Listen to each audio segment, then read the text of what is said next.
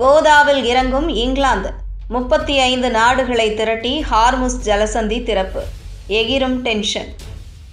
Hormuz நீரிணையை மீண்டும் திறக்கும் வழிகள் குறித்து ஆலோசிக்க இந்த வாரம் சர்வதேச தூதரக மாநாட்டை இங்கிலாந்து நடத்தும் என பிரதமர் கியர் ஸ்டார்மர் தெரிவித்துள்ளார்.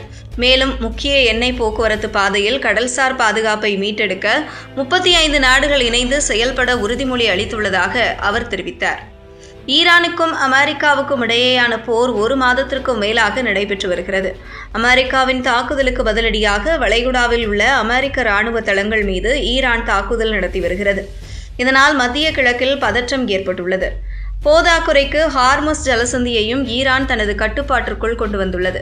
தங்களின் நட்பு நாடுகளின் கப்பல்களை மட்டுமே முன் அனுமதியுடன் அனுமதிப்போம் என்றும் அமெரிக்கா மற்றும் அதன் நட்பு நாடுகளின் கப்பல்களுக்கு அனுமதி இல்லை என்று ஈரான் கூறி வருகிறது.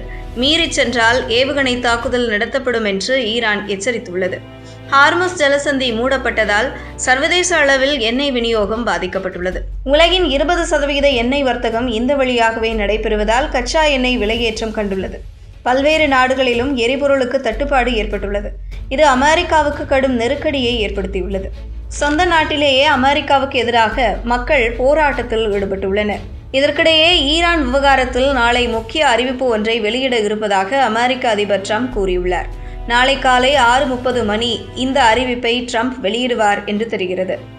ஈரான் மீது மேலும் தீர்க்கமாக தாக்குதல் நடத்தப்பட உள்ளதா அல்லது ஈரானில் தாக்குதலை நிறுத்த முடிவு செய்துள்ளாரா ட்ரம்ப் என்பது தெரியவில்லை.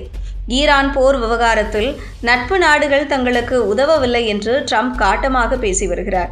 அமெரிக்காவுக்கு உதவாத நாடுகளை கடுமையாக கண்டித்த ட்ரம்ப், உங்களுக்கு தேவையான எண்ணெயை நீங்களே தேடி பெற்றுக்கொள்ளுங்கள் என்று கூறினார்.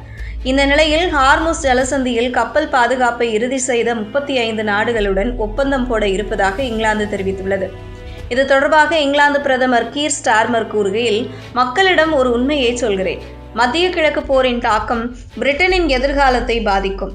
மக்களிடம் உண்மையை சொல்லியே ஆக வேண்டும். இது எளிதாக இருக்காது. இந்த போர் பிரிட்டனின் போர் அல்ல. இதில் நாம் நிச்சயம் தலையிட மாட்டோம். போரில் இணைய அழுத்தங்கள் இருந்தாலும் தேசிய நலன் கருதியே முடிவெடுப்பேன். ஹார்முஸ் நீரிணை தொடர்பாக சுமார் 35 நாடுகளுடன் கூட்டம் நடத்த உள்ளோம். கப்பல் போக்குவரத்து சுதந்திரமாக இருக்க என்ன மாதிரியான நடவடிக்கைகள் எடுக்கலாம் என்பது பற்றி Britain, France, Germany, Italy, Japan, Netherlands உள்ளிட்ட நாடுகள் இதில் கையெழுத்திட உள்ளதாகவும் கூறினார். இந்த போரின் தாக்கம் ஒரு தலைமுறையை நிர்ணயிக்கும் அளவிற்கு இருக்கும் என்றும் 1970களில் ஏற்பட்ட எரிசக்தி விலை உயர்வை போன்ற நிலை உருவாகக்கூடும் என்றும் பிரிட்டிஷ் பிரதமர் தெரிவித்தார்.